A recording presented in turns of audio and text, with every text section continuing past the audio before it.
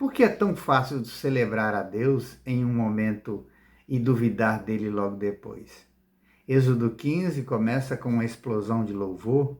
O povo acabou de atravessar o Mar Vermelho.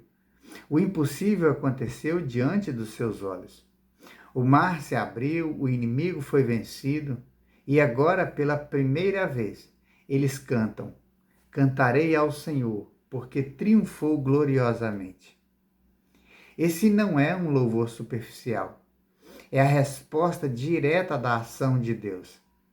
Eles viram, experimentaram, foram libertos e agora reconhecem: foi o Senhor quem fez isso. O Cântico de Moisés é profundamente teológico. Ele não exalta o povo, ele exalta Deus. Ele declara quem Deus é: forte, guerreiro, poderoso, soberano sobre as nações.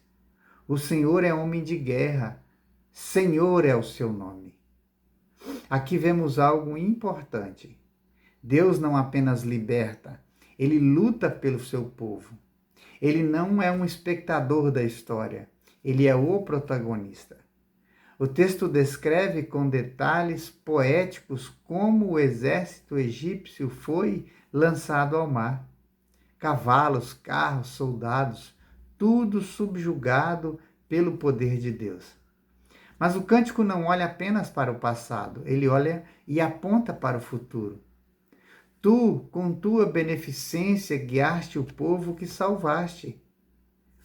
Eles reconhecem que a mesma mão que libertou continuará conduzindo. E aqui está algo lindo.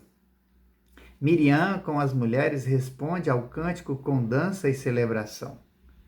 Há alegria coletiva, há reconhecimento público, há adoração.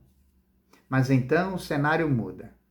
Apenas 3 dias depois, o povo entra no deserto e não encontra água. Finalmente encontram, mas a água é amarga. E o mesmo povo que cantava agora murmura: que haveremos de beber?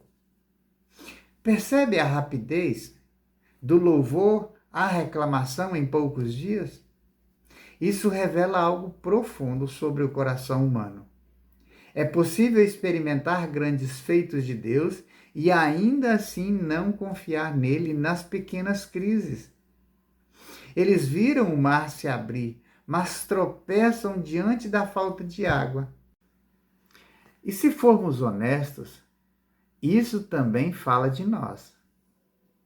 Quantas vezes Deus já respondeu, livrou, sustentou e ainda assim, diante de uma nova dificuldade, reagimos como se ele nunca tivesse feito nada? Mas Deus não responde com destruição, ele responde com graça. Moisés clama ao Senhor e Deus mostra uma árvore. Ele a lança nas águas e as águas se tornam doces. Isso não é apenas um milagre, é uma lição. Deus está ensinando o povo a confiar. E então ele estabelece um princípio. Se ouvires atento à voz do Senhor, nenhuma enfermidade virá sobre ti, porque eu sou o Senhor que te sara.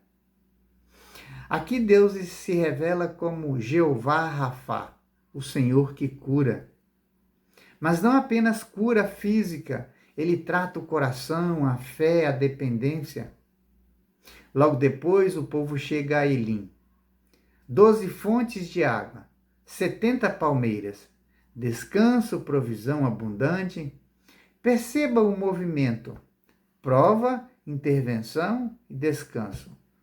Isso revela o padrão divino. No processo espiritual, ele não apenas nos livra, ele nos forma. Ele permite momentos de escassez para nos ensinar dependência. E ele intervém para mostrar a sua fidelidade. Ele nos conduz a lugares de descanso para renovar as nossas forças. Tudo isso aponta para Cristo. Porque assim como a madeira foi lançada nas águas amargas para torná-las doces, na cruz Cristo entra na amargura do pecado, da morte, para transformar em vida e esperança. Aquilo que era intragável se torna fonte de vida. Aquilo que era juízo se torna graça. E mais, Jesus se apresenta como a fonte de água viva. Quem bebe dele nunca mais terá sede. Ou seja, Êxodo 15 não é apenas sobre água no deserto, é sobre a sede da alma. E a única fonte que realmente satisfaz é Cristo.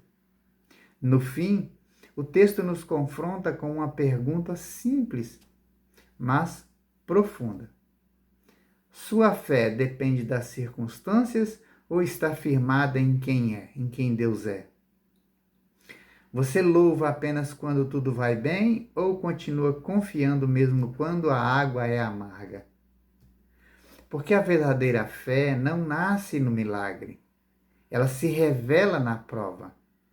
E talvez hoje você esteja exatamente nesse ponto, entre o cântico e a crise, entre a celebração e a escassez. Mas lembre-se, o Deus que abriu o mar ainda está presente no deserto. Ele continua transformando águas amargas em fontes de água de vida. Pense nisso. Que Deus te abençoe.